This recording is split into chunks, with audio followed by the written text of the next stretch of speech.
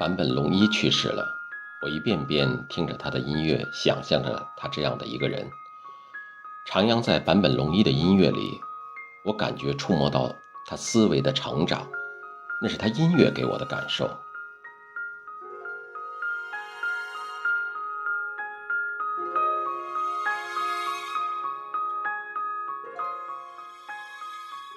过去的1周多的时间里，在网络上是大量的关于他个人生命过程的视频作品，是对于他自我成长和社会责任歌颂的视频作品。可是没有多少片子是直接关心他的音乐，来分析他的音乐了。实际上，这是坂本龙一自己最关注的，也就是他所产出的他的音乐。我一直认为艺术体现一个艺术家内心的一种抒发的工具，而艺术家是在2种不同的力量中从内心迸发出自己产生的作品。一个是他本身，这个艺术家本身的心理特点，即上帝赋予的艺术个性；另外一方面是受到外在环境的影响，而环境呢，又分为商业需要和社会氛围。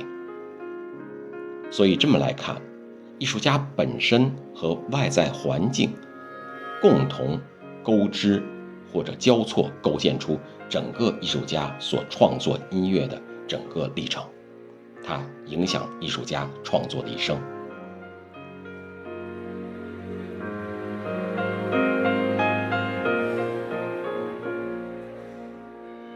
总体来说，一个人的心理特点是起到主体作用的。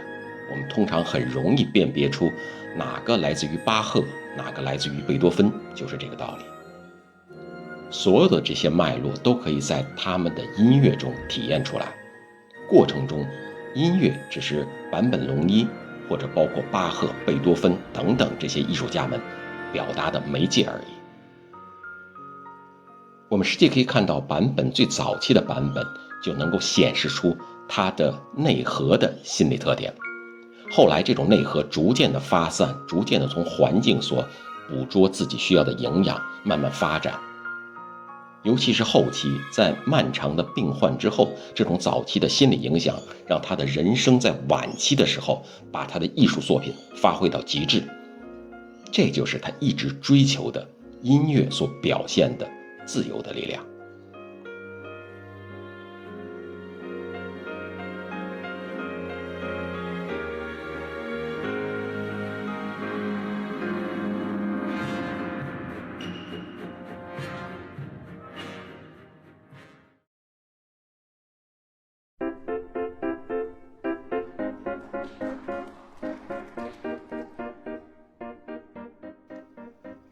Behind the Mask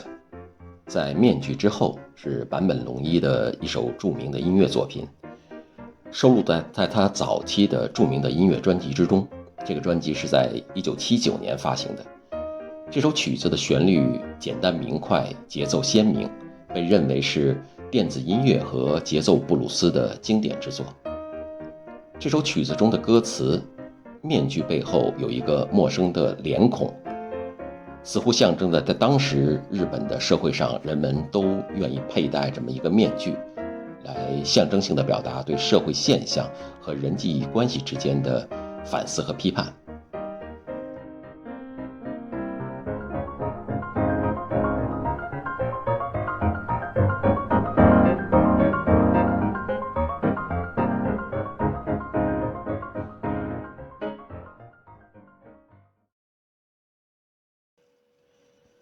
Merry Christmas, Miss Lawrence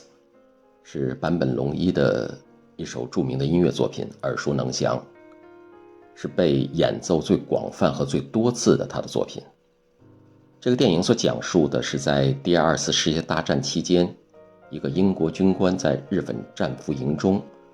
与日本的看守之间，在战争的背景下和战俘营恶劣的环境中所建立的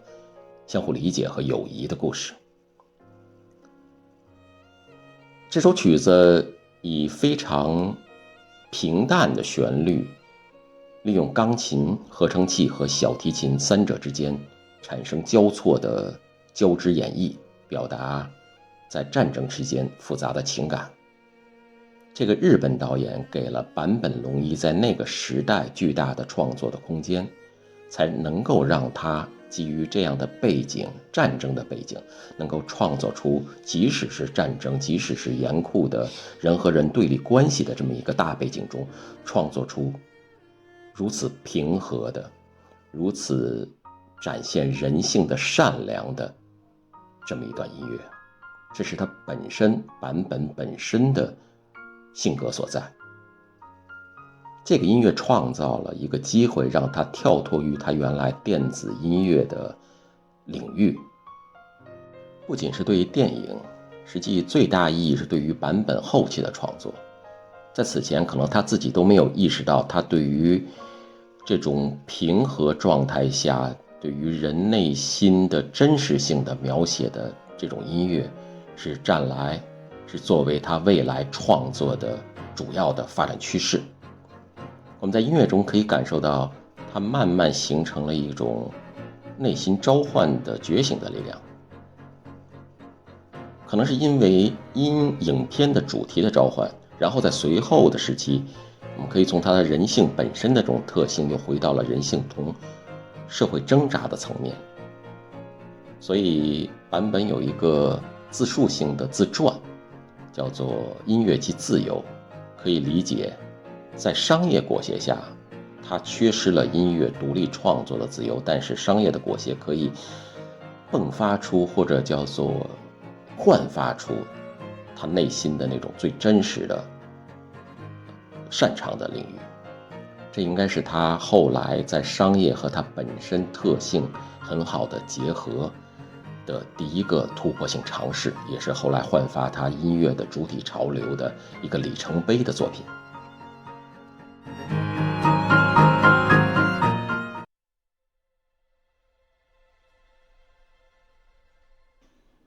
这段音乐是坂本龙一在1986年为贝尔托鲁奇执导的时代史诗电影《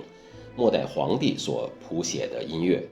作为还算熟悉中国文化和熟知中国历史的人来说，我对于这个电影没有任何的好感，因为这是西方人眼中的溥仪皇帝和西方人价值观里的中国晚清的朝廷。同时，我对于主题音乐是由美国作曲家大卫·拜恩所创造的主题音乐也更加的不喜欢，因为这完全是两个西方人所臆造的中国文化的展现。这是两个西方人完全以西方人理解的东方去创作的电影和音乐，尤其是在音乐方面。西方人在那个时代，西方人普遍认为打击乐器，例如鼓声的这种敲击乐器，高密集的敲击就是东方的音乐。所有的跟东方的文化创作的产品有关的东西的背景都会用到鼓，用到打击，这样的浅薄同样在谭盾的音乐中也有体现。而坂本龙一不同，他实际是没有注重朝代的宏达，他所展现的是人性，是紧张，是事情之间的冲突，是交错产生的压抑感，是因为在紧迫和辗转反侧之间所形成的内心的这种紧张和紧迫，是人性的永恒。无论是东方西方，在我看来显而易见，30出头的坂本龙一在当时的艺术境界、音乐境界上，不知道比大卫·拜恩和谭盾高出了多少。如果当时这个西方导演能够更加的注重坂本龙一的创作，更加的理解东方文化的话，我相信他会选择坂本作为整个末代皇帝的主题音乐的主创人员，而非边缘性的一些配乐的创作人员。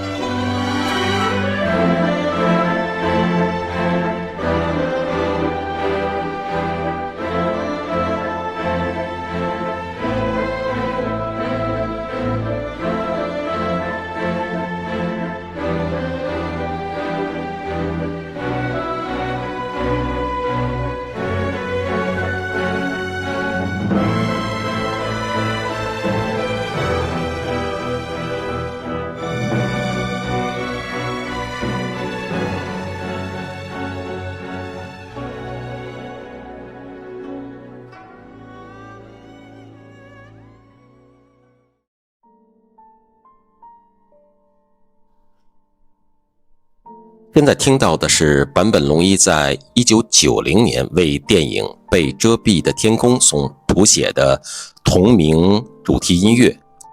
可能是由于他的创作自由度更大了，所以我们可以听到这个音乐里重新拾起了他在5年前在《圣诞快乐，劳伦斯先生》这个音乐中所展现的对于人本身的思绪、情绪和生活感受的描写，而不是注重于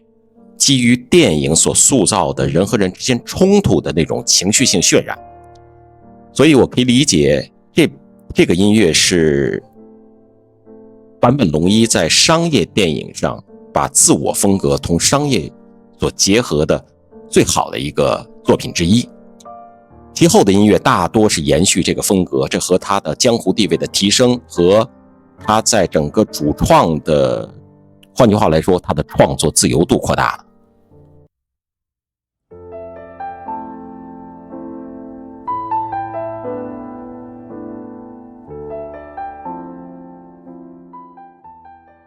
这是一首叫做《Blue》的曲子，这首音乐是他中晚期的作品，专辑发布在2004年。这首音乐以温柔的旋律和柔和的钢琴和弦为主，营造出一种宁静和平静的氛围，同时还融合了他早期的电子音乐元素，使得整个这个曲目听起来更加富有层次感。实际让我感受更深的是这首曲子的这种叙事性风格，你能够感觉它像人和人之间的对话一样，但这种对话不是通过语言来表达出来的，而是一种思绪的交流，可能通过眼神，可能通过姿态，可能通过一个缓慢的动作来表达一种比语言更多层次的交流。这首曲子是坂本在中后期作品中一个非常独特的一首音乐。刚才谈到了融入了一些现代化的这种元素，但是实际上我是感觉它是重新拾起了在80年代初为了那个叫做《战俘》的电影所创作的主题音乐中的核心的元素，就是他内心所表达的人本身之间，人和人之间，或者人本身个体内部之间的一种不基于语言之间的一种交流，这种是基于平和性、思维性的交流方式。这种交流方式实际是可以认为是柔和的，也可以说是层次感更多的，也可能认为是无法通过语言或者文字或者画面来表达的一种内心的东西。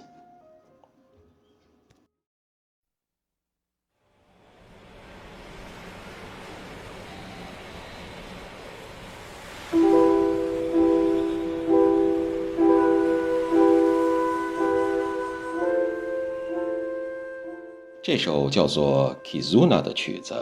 加入了自然的海浪的声音，另外突出了钢琴在里面的演绎成分，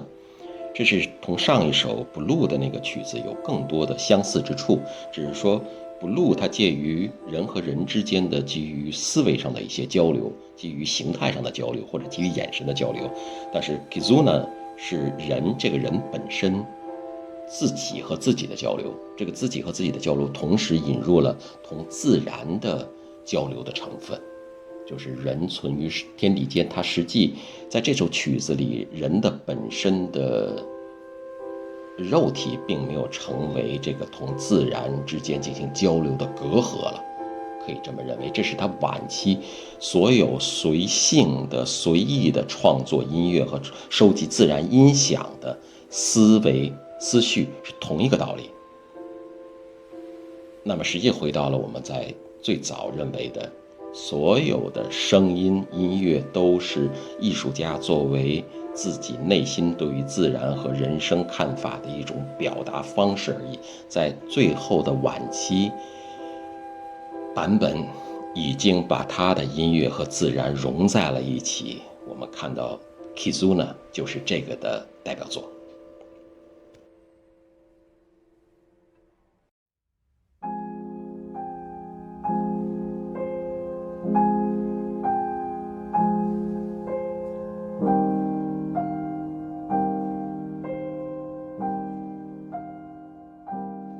这首曲子叫做《羊之后》，为一个同名的电影所创作的主题音乐，是坂本龙一在2021年左右的音乐作品，可以说是他最晚期的作品。因为这首曲子是应商业需求所创作的曲子，所以这里面即使有了坂本在晚期特别融于自然的音乐创作风格之外，它也凸显出对于商业电影服务的特性。我们在里面能够感觉到它不断的简单重复单节奏的一种平静的像流水一般的音乐展现，同时他又通过一些简单的撞击来抒发一些情绪性的表达。通常我们认为情绪性的表达是人对于人之间的社会性的一种属性，而重复平静的东西属于人本身的东西。所以坂本在里面用到了弦乐，用到了钢琴去不断敲击键盘，运用了他熟悉的德彪西的风格，在钢琴的敲击的和弦里面融入大量的空白的空间，配合以电子合成器产生的音乐效果，制造了一种又温暖又略带忧伤的氛围。这是商业电影的情感需求和主题需求。但是在另外一方面，坂本把它整个的这个叫做羊之后的音乐变得如此的平淡朴实，想铺陈开来，展现中即使我们站在一个商业的立场上，商业的氛围塑造的情况下，那么展现开来实际是一个面向突破这个商业边界的人生的这种广阔状态。这是羊之后的它所体现出来的一种音乐创作的特点。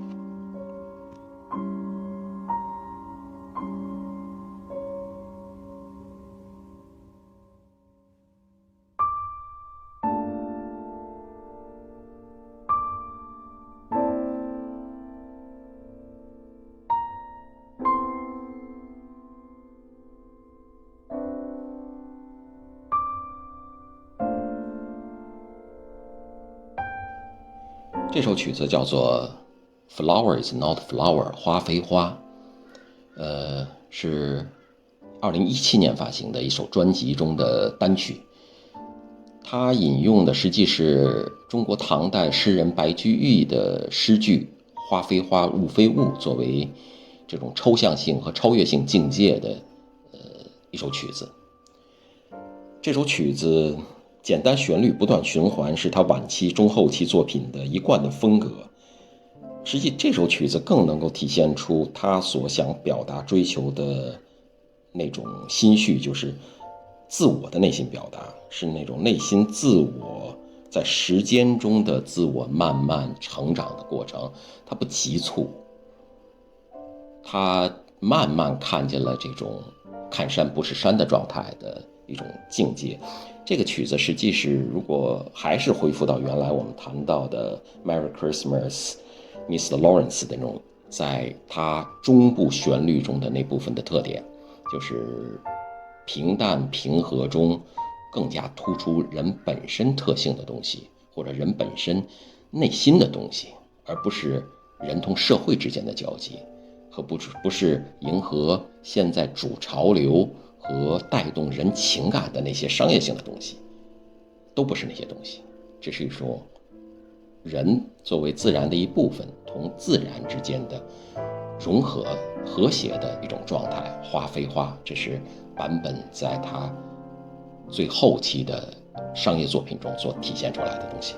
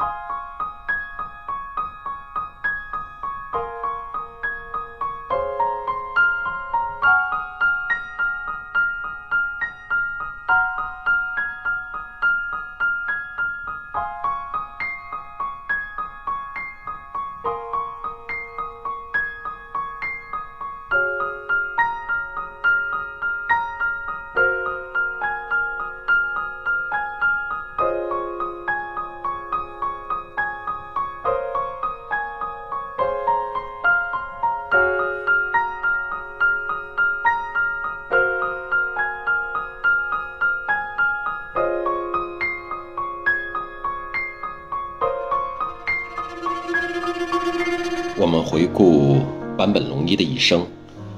他的音乐的一生的创作是从电子音乐开始，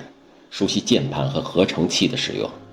然后一个偶然的机会进入了电影音乐的创作，创作出了《圣诞快乐》、劳伦斯先生。在这个音乐里，我们知道他开始注重对于人本身的描写，而不是注重于影片所需要他服务的情感冲突的描写。但是在《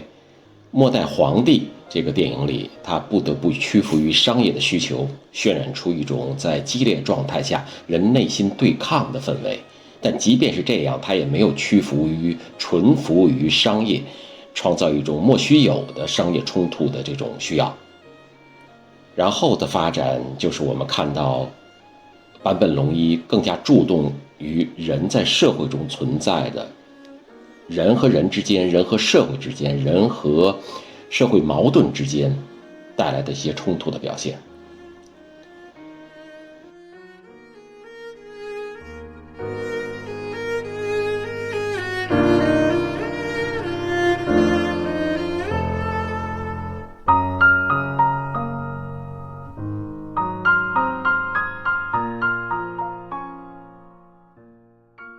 到了晚期最后的20年，很明显坂本龙一又回到了他原来在《圣诞快乐》、劳伦斯先生中的音乐风格，即又回归到人的主体上来，淡化了人和人之间和人和社会之间这些冲突，回到了人本身的平淡，回到了人本身属于自然一部分的这么一个境界里。所谓看山不是山，最后回归到看山还是山的范畴里。最后他把自然中所有自然中的声音，包括水流的声音、冰雪融化的声音、脚步踏在落叶上的声音，全部纳入大音乐的范畴。人和自然成为一体，音乐和自由成为一体。我们最后以坂本龙一的最本性的最开始的那个篇章《圣诞快乐，劳伦斯先生》作为本次节目的收尾。感谢他对人类社会奉献的卓越的音乐才华和对人本身自由和音乐的美丽颂歌。